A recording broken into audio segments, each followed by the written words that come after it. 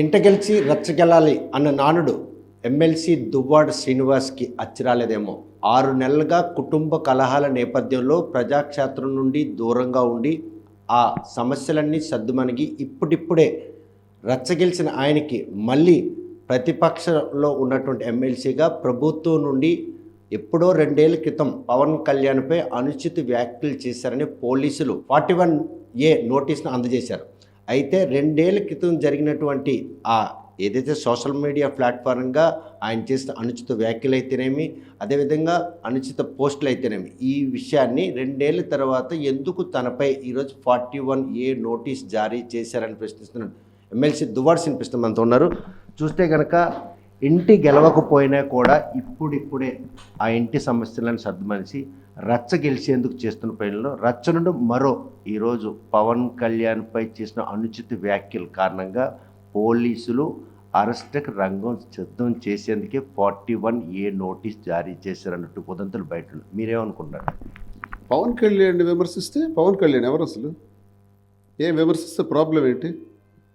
నేనేమైనా విమర్శించానా పవన్ కళ్యాణ్ని? ముందుగా పవన్ కళ్యాణ్ వైఎస్ జగన్మోహన్ రెడ్డి గారిని 2022 సంవత్సరంలో నువ్వెంత, నీ బ్రతుకెంత, వైసీపీ నా కొడకల్లారా, వైసీపీ నా కొడుకులు చెయ్యి కందేంత దూరం వస్తే కొట్టి పడేస్తాను, వైసీపీ నా కొడుకులకి చెప్పించి కొడతానని మంత్రులు పేరు పెట్టి మంత్రులకి అడ్రస్ చేసి మాట్లాడితే మేమేమైనా చీము రక్తం లేని వాళ్ళు అనుకుంటున్నారా? లేకపోతే చూస్తూ ఊరుకుంటాం అనుకుంటున్నారా? వైఎస్ఆర్ కాంగ్రెస్ పార్టీ కార్యకర్తలకి విమర్శిస్తూ, మంత్రులకు విమర్శిస్తూ, సాక్షాత్ అప్పటి ముఖ్యమంత్రి జగన్మోహన్ రెడ్డి గారికి విమర్శిస్తే ఇంచుమించు ఇదే నెల 11వ నెల 22వ సంవత్సరం 15-16 తారీఖుల మధ్యలో నేను వెంటనే రెస్పాండ్ అయ్యాను. ఎప్పుడు? పవన్ కళ్యాణ్ విమర్శించిన తరువాత రెస్పాండ్ అయ్యాను, అంతకుముందు కాదు. రెస్పాండ్ అయ్యి నేనేమన్నానంటే, నేను చెప్పు తీశాను. చెప్పు నీకే కాదు అబ్బాయి, మా దగ్గర కూడా చెప్పులు ఉన్నాయి, మేము చెప్పులతో కొట్టేయగలం, నిన్ను అవకాశం ఇస్తే మేము కూడా నీకు చెయ్యి కందినంత దూరం వస్తే మేము కొట్టడానికి మేమేమి చిన్నవాళ్ళం కాదు, మాకు ఆ శక్తులు ఉన్నాయి అని నేను అన్నాను. అంటే నువ్వు అన్నావు, నువ్వు కామెంట్ చేసావు, నేను కౌంటర్ చేశాను. రాజకీయాల్లో విమర్శించేటప్పుడు నోటి దూల, ఒళ్ళు దగ్గర పెట్టుకొని మాట్లాడడం. ఇప్పుడు Pawan Kalyan deputy chief minister అయితే అప్పుడు జగన్మోహన్ రెడ్డి గారు ముఖ్యమంత్రి కదా. మరి ముఖ్యమంత్రి గారిని ఆడకూడదు, అలా మాట్లాడకూడదు, అలా తోలనాడకూడదని నీకు తెలియదా? అయినా విమర్శించావు కదా, బరితెగించి విమర్శించావు కదా. నేను విమర్శించాను. ఈ ట్రోలర్సు, విమర్శకులకి నాకు స్పష్టమైన సమాధానం ఇదే.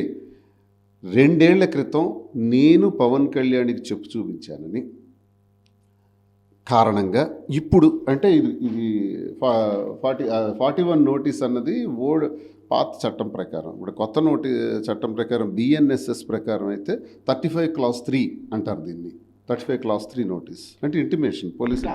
ముఖ్యమంత్రి విమర్శించినటువంటి పవన్ కళ్యాణ్ కేవలం జనసేన పార్టీ అధినేతగానే విమర్శించారు. తెలుగుదేశం పార్టీతో విభేదం, అదేవిధంగా జనసేన పొత్తు, ఈ 2 నేపథ్యంలో ఈరోజు ఆ రోజు చేసిన విమర్శలో ఆయన ఒంటరివాడు.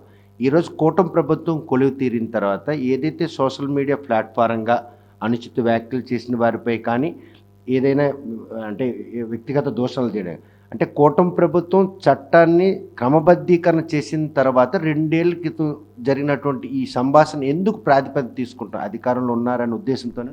ఇప్పుడు అధికారంలో ఉంటే ఈ కూటమి ప్రభుత్వంలో ముఖ్యంగా తెలుగుదేశానికి, జనసేనకి నేను ఒకటే కోరుతున్నాను.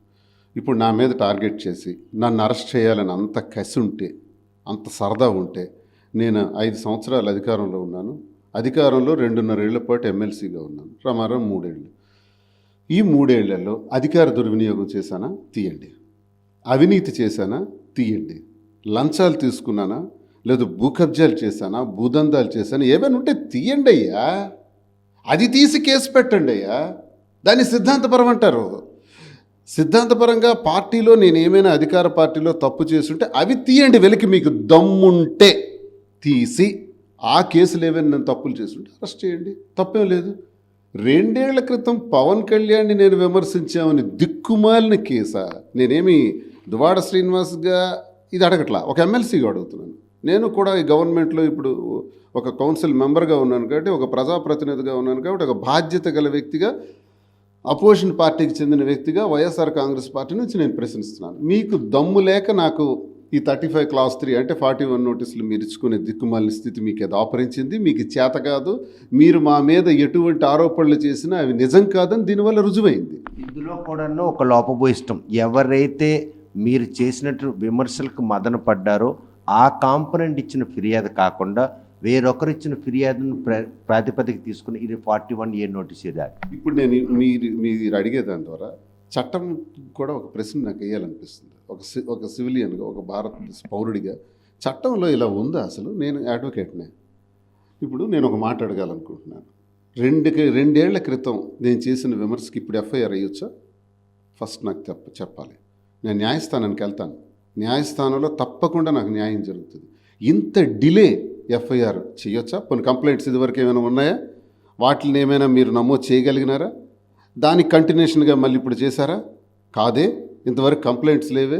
2 ఏళ్ల తర్వాత ఇప్పుడు మీరు కంప్లైంట్ ఎవరివ్వాలి? పవన్ కళ్యాణ్ కదా నేను తిట్టానని మీరు అంటున్నారు, అందరూ కూడా అంటున్నారు. మరి పవన్ కళ్యాణ్ ఇవ్వాలి కంప్లైంట్ ఎవరు ఇందులో? కణితి కుమార్ అంట, కణితి కిరణ్ కుమార్. ఎవరు ఈయన? హూ ఇస్ ఈ? ఈయనకి నాకు సంబంధం ఏంటి? ఈయన నేను విమర్శించానా? ఈయన కంప్లైంట్ ఇస్తే ఒక ప్రజాప్రతినిధి మీద కూడా కంప్లైంట్ కట్టేస్తారు, ఎఫ్ఐఆర్. కామెడీ. కేసు కట్టేసి దీనికి sections 153 class A, 504, 505 and 509 IPC and section 67 of IT act. ఇవి కట్టొచ్చా? ఈ వ్యక్తికి నాకు సంబంధం ఏంటి? పవన్ కళ్యాణ్కి విమర్శించినప్పుడు పవన్ కళ్యాణ్ కంప్లైంట్ ఇవ్వాలి. రామ్ గోపాల్ వర్మ గారి ఇష్యూలో కూడా ఇదే జరిగింది. ఇప్పుడు మా మీద ఒంగోలులో ఒక ఎఫ్ఐఆర్ వేశారంట. ఒంగోలు వాళ్ళకి నాకు సంబంధం ఏంటి? ఒంగోలులో కంప్లైంట్ ఫైల్ చేశారని వాళ్ళకి నాకు సంబంధం ఏంటి అసలు? నేను వాళ్ళని విమర్శించానా? పవన్ కళ్యాణ్ విమర్శించాను. ఎమ్మెల్సీ దువ్వాడ శ్రీని ఎట్టి పరిస్థితుల్లోని అరెస్ట్ చేసి జైలుకు పంపించాలని దీంట్లో కేవలం కూటమి ప్రభుత్వం నేతల హస్తం ఉందనుకుంటారా, లేకపోతే రివెంజ్ పాలిటిక్స్ని ఇంప్లిమెంట్ చేసేందుకు జిల్లాలో ఉన్నటువంటి కొంతమంది కూడా ఈరోజు దువ్వాడసిని బయటికి తిరగనివ్వకుండా కట్టడి చేసిన వ్యూహంలో భాగం అనుకుంటారు?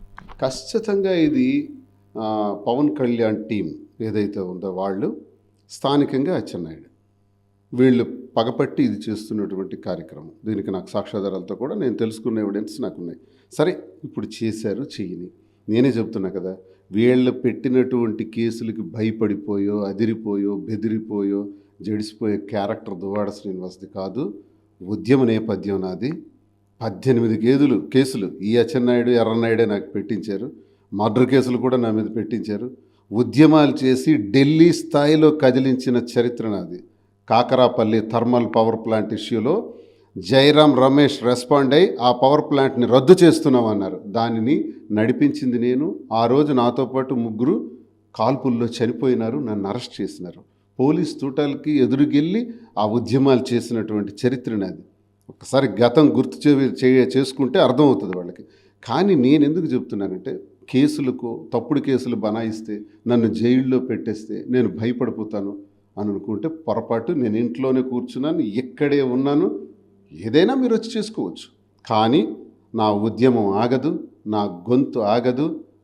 న్యూటన్స్ లా చెప్తుంది కదా, ఎవరి action will have an opposite and equal reaction. బంతి ఎంత గట్టిగా కొడితే అంతే రివర్స్లో వస్తుంది. రివర్స్ యాంగిల్లో ఇప్పుడు నేను వస్తాను. నేను ఇంకా గట్టిగా ప్రజా గొంతై మాట్లాడతాను. మన కౌన్సిల్లో కూడా మాట్లాడాను. కౌన్సిల్లో 4 సార్లు వాకౌట్ చేశాం. ప్రభుత్వం చేస్తున్న దుర్మార్గమైనటువంటి చర్యలకు 17,000 కోట్లు రమారమి ఎన్నికల ఎలక్ట్రికల్ బిల్ పెంచేసినారు. మద్యం మీద, వీటన్నిటి మీద కూడా నేను వాకౌట్ చేశాం. గట్టిగా ప్రతిఘటించాం. పబ్లిక్లో కూడా ఇప్పుడు ప్రజా గొంతై అన్ని ఆఫీసులకి తిరుగుతాను, ప్రతి గ్రామం వెళ్తాను, ప్రజల పక్షాన్ని గట్టిగా పోరాటం చేస్తాను. కాదని, ఇది తప్పని మీరు అరెస్ట్ చేయాలనుకుంటే తట్టుకోలేక ఇంకా వీడి వాయిస్ పెరుగుతుంది, మా గవర్నమెంట్ ఉంటే వాయిస్ పెరుగుతుంది. ఏదో ఈ కూటమిలో ముఖ్యంగా ఈ జనసేన బ్యాచ్ ఉన్నారు. ఆ బ్యాచ్ గాళ్ళు ఏవో ట్రోల్స్, నీకు చంపేస్తాం, నరికేస్తాం, కాల్చేస్తాం, కారుతో తగలబెట్టేస్తాం. ఆ కంప్లైంట్ కూడా నేను ఇచ్చాను, ఎవిడెన్స్తో సహా టెక్కల్ పోలీస్ స్టేషన్లో ఇచ్చాను. మరి చర్యలు తీసుకున్నారా? మరి నేను కంప్లైంట్ ఇస్తే చర్యలు తీసుకోరు. వీడు ఎవడో తెలియదు ఈ కిరణ్ గారు అంటే, వీడు నా మీద కంప్లైంట్ ఇస్తే మాత్రం ఎఫ్ఐఆర్, 35 క్లాస్ 3 నోటీస్, అంటే ఇప్పుడు పాత చట్టం ప్రకారం 41 నోటీస్, ఇవన్నీ మీరు చేస్తారు. సిగ్గుందా? అసలు పోలీస్ చర్యలు కూడా నేను అడుగుతున్నాను, గవర్నమెంట్ ఎవరైనా ఉంటాం, ఇవాళ వాళ్ళు ఉన్నారు, నిన్న మేమున్నాం, రేపు మళ్ళీ వస్తాం మేము. అధికారంలోకి వచ్చిన తర్వాత ఇలాంటి కక్ష సాధింపు చర్యలు చేసుకుంటే, అసలు నేనే అనుకుని ఉంటే, గత 5 ఏళ్లలో అధికారంలో ఉండేటప్పుడు నేనే అలా అనుకుని ఉంటే అచ్చెన్నాయుడు ఉంటాడా? టీడీపీ వాళ్ళు కానీ జనసేన బ్యాచ్ కానీ ఒక్కడ ఉంటాడా? మేమే అలా ఆలోచించుంటే. టీడీపీ జనసేన కలుస్తుందనే విషయం 5 ఏళ్ళలో మీకు ఎక్కడ కూడా స్మెల్ కూడా ఐడెంటిటీ కాలేదు. చివరి క్షణంలో జరిగినటువంటి ఆ కలయిక మాత్రం కూటమి రూపంలో ఈరోజు 2024 సార్వత్రికలు. కానీ ప్రస్తుతం 41A నోటీస్ తీసుకున్న దువ్వాడ శ్రీనివాస్ అబ్స్కాండ్ అవుతారా, పోలీసు విచారణ ఎదుర్కొంటారు? ఇక్కడే ఉంటాను. చూసారా ఎంత కామెడీ నోటీస్ ఇది. ఇందులో ఏం చెప్పాలి, సాధారణ 41 నోటీస్ ఏంటంటే, మీ మీద బిలో 7 years సెక్షన్స్ మన పనిష్మెంట్ ఏదైతే ఉంటుందో అది స్టేషన్ బెయిల్ ఇవ్వచ్చు. అబోవ్ 7 years అన్నది అరెస్ట్ చేసి కోర్టులో ప్రవేశపెడతారు పోలీసు వారు, ఇది రూల్. బిలో 7 years కాబట్టి నాకు పెట్టిన సెక్షన్స్ అన్నీ నాకు స్టేషన్ బెయిల్ వచ్చేస్తుంది. స్టేషన్ బెయిల్ ఇవ్వటానికి ముందు ఒక నోటీస్ ఇస్తారు, అదే 41 నోటీస్ అట. ఆ నోటీసులో ఏమని రాస్తారంటే, ఏ తేదీ ఎన్ని గంటలకు నేను ఆ స్టేషన్కి వచ్చి వివరణ ఇవ్వాలో స్పష్టంగా రాస్తారు. ఇక్కడ చూడండి, ఈ క్రింద పేర్కొనబడిన అధికారి వారి దర్యాప్తులో భాగంగా ఈ క్రింద పేర్కొనబడిన తేదీ మరియు సమయంలో టెక్కలి పోలీస్ స్టేషన్ వద్దకు హాజరగుటకు గాను అని చెప్పారు. డేట్ రాయలే. ఎప్పుడు నోటీస్ ఇచ్చారో డేట్ రాయలేదు, ఎప్పుడు నాకు రమ్మంటారో డేట్ రాయలేదు. మరి ఏంటి దీని అర్థం? అంటే వ్యూహాత్మకంగా శ్రీనివాస్ని ఎట్టి పరిస్థితుల్లో కూడా అరెస్ట్ చేయాలన్నటువంటి ఒక ప్లాన్ ఆఫ్ యాక్షన్ రూపొందించబడింది. ఈ నోటీస్ నిబంధనలు పాటించడంలో మీరు విఫలమైతే బిఎన్ఎస్ఎస్ సెక్షన్ 36 కింద అరెస్టుకు మిమ్మల్ని బాధ్యులుగా చేయవచ్చు. అండర్లైన్ హెవీ పెద్ద అక్షరాలతో రాశారు, చూసారా నోటీసులో. అంటే ఇది ఎందుకు రాశారు? హైలైట్ చేశారు. ఇది హైలైట్ చేయడం తెలుసు పోలీసు వారికి, తేదీ వేయడం మాత్రం తెలియదు. అంటే 4 రోజులు పోయిన తర్వాత ఈ నిబంధన ప్రకారం మీరు మాకు హానర్ చేయలేదు కాబట్టి మిమ్మల్ని ఎందుకు అరెస్ట్ చేయకూడదని రావాలని అనుకుంటున్నారు ఈ నోటీస్ ద్వారా అన్నది వాళ్ళ ఎత్తుగడ. నేను ఇది మీ ముందు పెడుతున్నాను. నేను ఆల్రెడీ ఎస్హెచ్ఓ గారితో మాట్లాడాను, పై అధికారులతో కూడా మాట్లాడాను. ఏమండి నాకు నోటీస్ ఇచ్చారు కదా, ఎప్పుడు రావాలి స్టేషన్కి, ఈరోజా రేపా, టైం చెప్పండి అని అడిగాను. టైం రాయలేదు. దీనిపై నేను కోర్టుకు వెళ్తాను, ఇంకా వాళ్ళ ఇష్టం. టైం రాయకుండా నోటీస్ ఇవ్వచ్చా, తేదీ రాయకుండా నోటీస్ ఇవ్వచ్చా? విచిత్రమైన పాకెట్లండి. మరిన్ని వీడియోస్ కోసం ఛానల్ ని సబ్స్క్రైబ్ చేయండి. లేటెస్ట్ అప్డేట్స్ కోసం వాట్సాప్ ఛానల్ ని ఫాలో అవ్వండి. ఆ లింక్ డిస్క్రిప్షన్ లో ఉంది.